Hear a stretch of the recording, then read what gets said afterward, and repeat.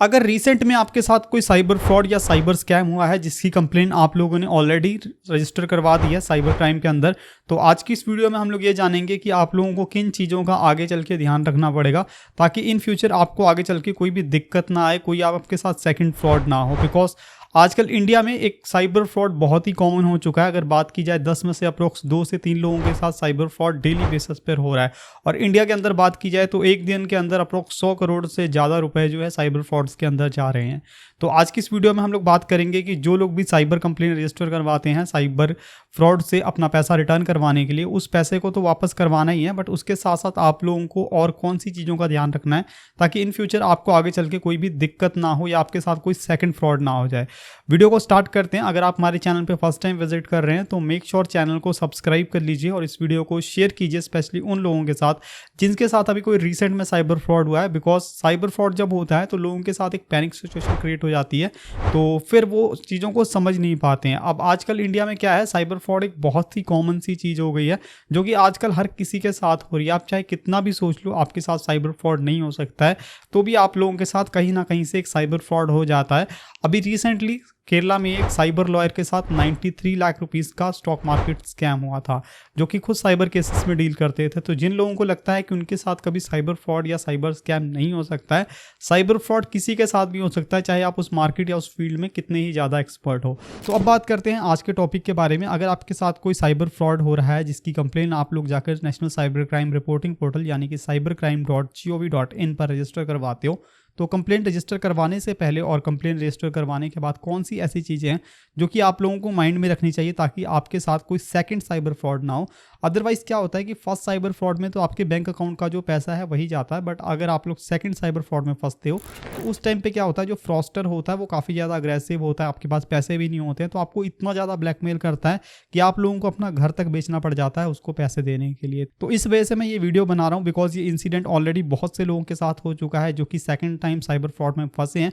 उन्होंने अपना घर तक एसेट्स, ज्वेलरी सब कुछ बेच के जो पैसा है साइबर फ्रॉस्टर को दे दिया है। तो कौन सी ऐसी चीज़ें माइंड में रखनी है वो आपको बताता हूँ। तो जब भी आप कॉल करके अपनी कंप्लेन को रजिस्टर करवाते हो 1930 पे, तो वहाँ पे क्या होता है कि आप लोगों को काफ़ी ज़्यादा रैंडम कॉल आना स्टार्ट हो जाती हैं कि सर हम यहाँ से बोल रहे हैं, हम इस डिपार्टमेंट से बोल रहे हैं, आपका इतने लाख रुपए का फ्रॉड है। मान लो कि आपका 10 लाख रुपए का फ्रॉड है तो आपको 20,000 30,000 पे करना है, आपका एक हफ्ते के अंदर जो आपका पैसा है वो वापस आ जाएगा। और बहुत से लोग वो पैसा दे भी देते हैं बिकॉज उन्हें लगता है कि गवर्नमेंट इस चीज़ की फीस ले रही है या कुछ चार्जेस ले रही है, जिस वजह से वो पैसा दे देते हैं। तो इसके बाद ये इसका सिर्फ एक फर्स्ट स्टेप होता है उस फ्रॉड में फंसने का। उसके बाद वो आपसे अलग अलग चीज़ के नाम पे पैसा वसूल करेंगे, जैसे कि हो गया पुलिस क्लियरेंस सर्टिफिकेट हो गया, या फिर कोई एनओसी लेनी है उसके लिए 50,000 दे दो। ठीक है, तो ऐसे हमारे पास बहुत सारे केसेस आए हैं। तो इस वजह से अगर आपको साइबर कंप्लेन करवाने के बाद कोई रैंडम कॉल आ रही है जहाँ पे आपको बोला जा रहा है कि मैं इस डिपार्टमेंट से बात कर रहा हूँ, आपको इतना पैसा पे करना है, तो आप लोगों को कोई भी पैसा पे करने की ज़रूरत नहीं है। आप डायरेक्टली अपने जाके थाने में विजिट कर सकते हो या अपने आईओ से बात कर सकते हो। आईओ का नंबर आपको मैसेज में आया था, अगर नहीं भी आता है तो आप लोग अपने सिटी के जो साइबर थाना है वहाँ पे जाके विजिट कर सकते हो, उन्हें बता सकते हो कि सर हमें यहाँ से इस तरीके से कॉल आ रही है, वो आपको आगे गाइड कर देंगे। वैसे तो इसमें पैसा नहीं देना चाहिए बिकॉज आप एक नेक्स्ट साइबर फ्रॉड में फंस जाते हो। अब बात करते हैं सेकंड चीज़ के बारे में। जब भी आपके साथ कोई साइबर फ्रॉड होता है तो अपनी कंप्लेंट रजिस्टर करवाने के लिए आप लोग google.com पर जाकर साइबर क्राइम कंप्लेंट सर्च करते हो। जब भी आप साइबर क्राइम कंप्लेंट सर्च करते हो तो आपको फर्स्ट 2 लिंक या 3 लिंक देखने को मिलते हैं जो कि स्पॉन्सर्ड लिंक होते हैं, एड्स के लिंक होते हैं। तो यहाँ पे क्या सीन चल रहा है आजकल की, साइबर क्राइम या फिर कुछ लीगल फॉर्म्स के नाम के वेबसाइट्स रन कर रही हैं जो कि आपको वहाँ पे फर्स्ट या सेकंड नंबर पे शो करेंगी। अब सभी लोगों को लगता है कि गूगल पे जो फर्स्ट नंबर पे आ रहा है वही रियल है, उसी पे आप लोगों को क्लिक करना चाहिए। आप लोग वहाँ पे क्लिक करते हो, आप लोग सभी डिटेल्स वहाँ पे शेयर करते हो, आपका जो ट्रांजेक्शन आईडीज हो गया, कितना पैसा आप लोगों ने पे किया, आपका एड्रेस कहाँ पे, आपका मोबाइल नंबर कहाँ पे है, उसके अलावा और भी जो डिटेल है। लास्ट में जाके आप लोगों से वो पैसे की डिमांड करते हैं। फॉर एग्जाम्पल आपके साथ अगर 10 लाख रुपये का फ्रॉड हुआ है तो आपसे एक अमाउंट चार्ज करते हैं, डेडिकेटेड अमाउंट चार्ज करते हैं अप्रोक्स 5 से 6,000 रुपये के आसपास, जो कि आप लोगों को पे करनी होती है। अब कुछ लोग तो यहाँ पे समझदार होते हैं, वो वहीं पर स्किप कर देते हैं कि अगर ये पैसा मांग रहा है तो हम लोग यहाँ पे नहीं करेंगे, हम लोग नेक्स्ट पे चले जाएंगे। ठीक है, तो वो लोग वहीं पे स्किप करके वापस आ जाते हैं। बट क्या होता है कि आप लोगों ने ऑलरेडी जो उसका 90% फॉर्म है वो ऑलरेडी फिल कर दिया है, आपकी जो डिटेल्स हैं सभी उनके पास चली गई हैं। आपका ट्रांजेक्शन आईडी हो गया, आपका मोबाइल नंबर हो गया, आपका एड्रेस हो गया, आपका बैंक कौन सा है, आपके साथ कितने रुपए का फ्रॉड हुआ है, आपने अगर कोई साइबर कंप्लेन करवाई है तो उसका एक्नॉलेजमेंट नंबर, सब कुछ उनके पास चला जाता है। ठीक है, और कुछ लोग तो बेचारे जो होते हैं जिन्हें नहीं पता होता है, उन्हें लगता है साइबर क्राइम की फीस लग रही है तो वो पे कर देते हैं। मेरे पास ऐसे बहुत से इंसिडेंट आए हैं जहाँ पे लोगों ने 10-10, 15-15 हज़ार रुपये भी इन वेबसाइट पर जाके पे किए हुए हैं अपना पैसा रिटर्न पाने के लिए। ठीक है, तो जो लोग पैसा नहीं भी पे करते हैं और बैक करके साइबर क्राइम की वेबसाइट पर जाकर अपनी कंप्लेन को रजिस्टर करवाते हैं, अप्रोक्स उन्हें 1 से 2 दिन के अंदर वापस कॉल आती है कि सर उसी वेबसाइट की तरफ से आती है जिस वेबसाइट पे आप लोगों ने अपनी डिटेल तो डाली थी बट पेमेंट नहीं की थी। तो वो आपको कॉल करते हैं कि सर आपका नाम ये है, आपका मोबाइल नंबर ये है, आपकी ट्रांजेक्शन आईडी ये है, आपके साथ इतने रुपए का फ्रॉड हुआ था और आप यहाँ से बात कर रहे हो, आपकी सभी डिटेल मैच करके आप ट्रस्ट कर लोगे कि ये साइबर क्राइम वाले ही फ़ोन कर रहे हैं। फिर वो आपको बोलेंगे कि सर आपका 15 लाख रुपए का फ्रॉड था, आपको इसके लिए 20,000 रुपये की पेमेंट करनी पड़ेगी, जिसके अंदर हमारे ये चार्जेस होते हैं, इसमें आपका पुलिस क्लियरेंस सर्टिफिकेट होता है, एनओसी होती है, एडवोकेट चार्जेस होते हैं, एक्सेट्रा जो भी होता है वो आपको ऐसा बोल के 10-15 हज़ार रुपये तो ऐसे ही बोल देंगे कि आप लोगों को इतना पे करना पड़ेगा। और वो बोलते हैं कि अगर आप ये सब पेमेंट कर देते हो तो 1 हफ्ते के अंदर आपका जो पैसा है आपको वापस मिल जाएगा। आपको भी लगता है गवर्नमेंट फीस लग रही है और आप लोग पे भी कर देते हो। मेरे बहुत सारे सब्सक्राइबर्स ने 10-10, 15-15, 25-30 हज़ार रुपये भी पे किए हुए हैं इन वेबसाइट्स को।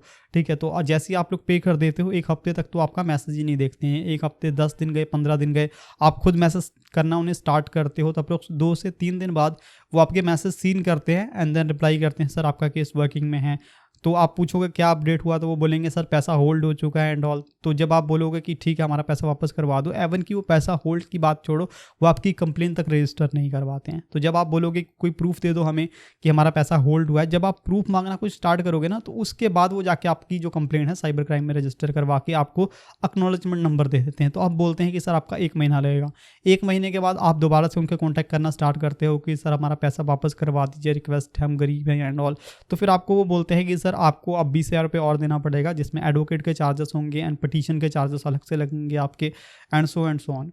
तो जैसे ही आप लोग वो सोचते हो कि आपका 15 लाख रुपए का फ्रॉड है, 20,000 और लगेंगे, इसके बाद तो 100% वापस आ जाएगा बिकॉज अब यहाँ पे एडवोकेट की इन्वॉल्वमेंट भी हो रही है, पैसा वो बता रहे हैं होल्ड भी हो चुका है, बट उसके लिए आपको कोई भी डॉक्यूमेंट नहीं दिया जाता है।